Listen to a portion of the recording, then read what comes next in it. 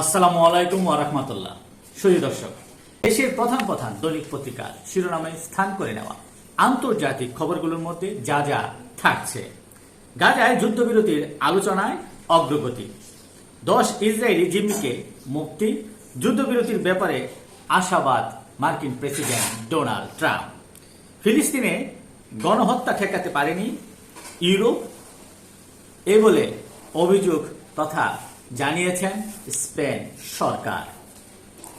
ইসরায়েলের বিমানবন্দরে লক্ষ্য করে ক্ষেপণাস্ত্র হামলা হুতি বিদ্রোহীদের।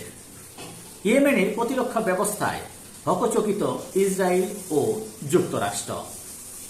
ইউক্রেনে ফের রুশ হামলা, কিয়েভে রাশিয়ার প্রাণঘাতী ড্রোন হামলা ও ক্ষেপণাস্ত্র হামলা চালায়। নিষেধাজ্ঞা চান জেলেনস্কি। ইরানের পরমাণু মজুদ আগের জায়গাতে, দাবি ইসরায়েলের এক জ্যেষ্ঠ গোয়েন্দা কর্মকর্তার। ইসরায়েলের সঙ্গে সংঘাতে 12 দিনে 12 ইরানি সাংবাদিক নিহত। পরমাণু অস্ত্রের মালিক হতে পারবে না দক্ষিণ পূর্ব এশিয়ার কোনো দেশ, আসিয়ান সম্মেলনে চুক্তিতে চীনের সম্মতি। এই ছিল দেশের প্রধান প্রধান দৈনিক পত্রিকার শিরোনামে স্থান করে নেওয়া শীর্ষ সংবাদ, জানিয়ে এতক্ষণ আপনাদের মাঝে উপস্থিত ছিলাম।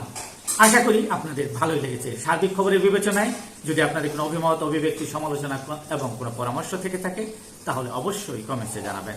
আজকের মতো এখানেই, আবারও দেখা হবে আগামীকাল ঠিক একইভাবে। সে পর্যন্ত অবশ্যই ভালো থাকবেন, সুস্থ থাকবেন।